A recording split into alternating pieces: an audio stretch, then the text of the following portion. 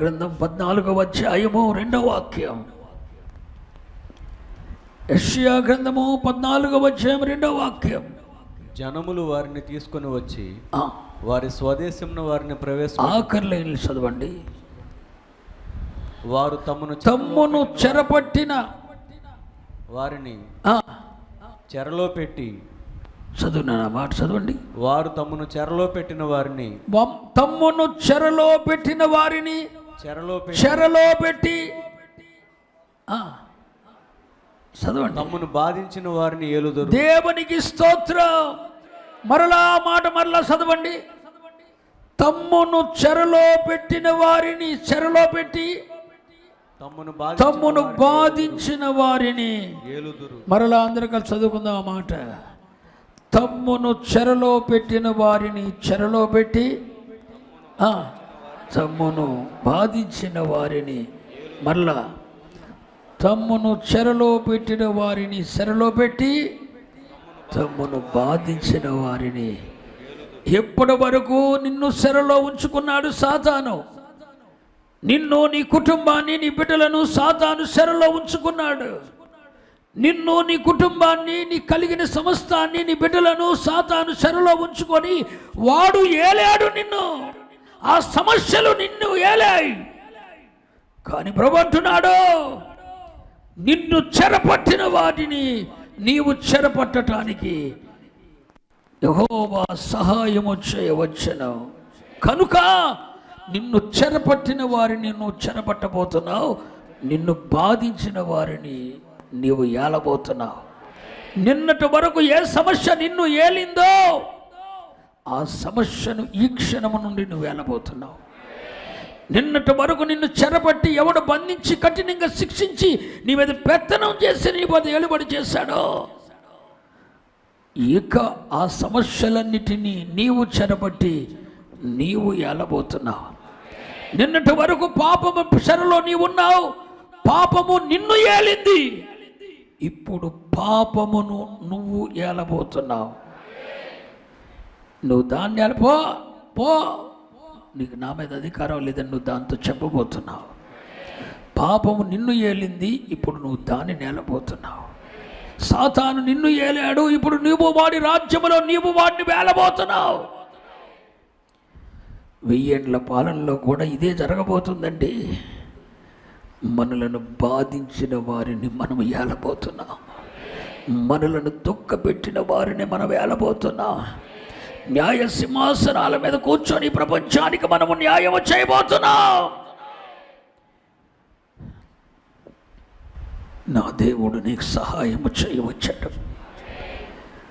నిన్ను చెరపట్టిన సమస్యలన్నిటినీ ఇక నువ్వు చెరపట్టబోతున్నావు. నిన్నటి వరకు, ఈరోజు వరకు నిన్ను ఏలిన వాటిని ఇక నీవు ఏలబోతున్నావు.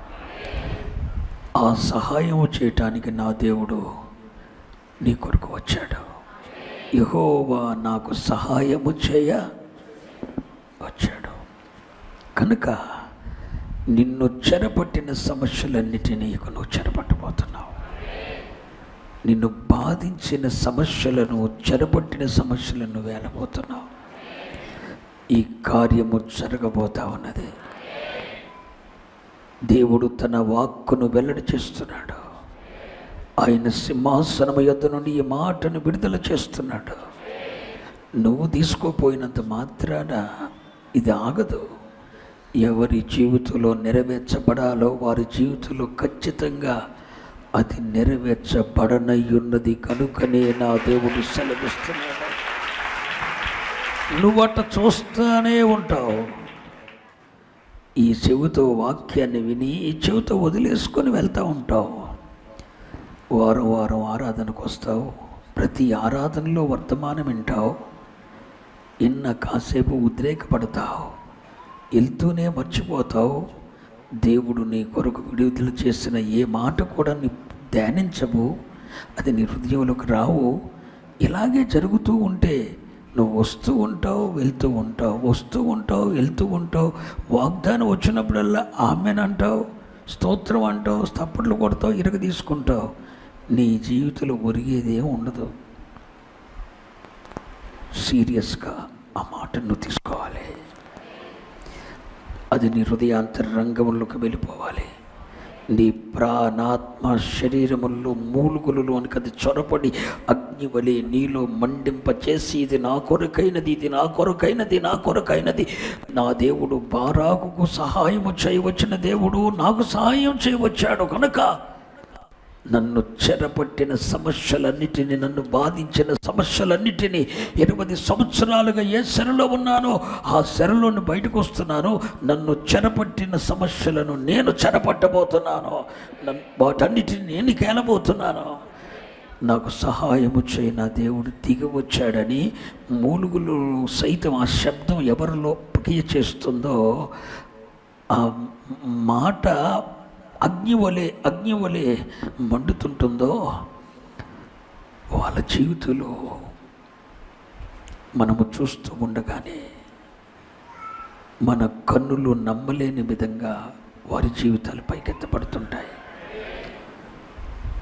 ఇని వెళ్ళిపోయే వ్యక్తివో, ఆమెననికి చప్పట్లు కొట్టిపోయేవాడువో, అది నీ హృదయాంతరంగంలోనికి వచ్చి నీ మూలుగుల్లో మంటగా మారి దాన్ని ధ్యానించి అనుభవించే వ్యక్తివో నాకు తెలియదు. నా దేవుడు అసాధారణమైన కార్యాలు చేయబోతున్న మాసం ఈ మాసం. దేవుడే సహాయము చెయ్య దిగి వచ్చిన మాసం ఈ మాసం. దేవుడే సహాయము చేయ దిగి వచ్చాడు. నీవు చెరపట్టిన వాటిని నువ్వు చెరపట్టేటట్లు చేయాలని. ఓ ఆ యాబీను, ఆ కనాను రాజైన యాబీను, అతని సైన్యాధిపతి అయిన సిసెరా 20 సంవత్సరాలుగా నిన్ను బాధించాడుగా, కఠినంగా బాధించాడుగా, కన్యలకు కారణమయ్యాడుగా. ఇక నువ్వు వాడిని చెరపట్ట, ఆ సిసెరాను నువ్వు చెరపట్ట.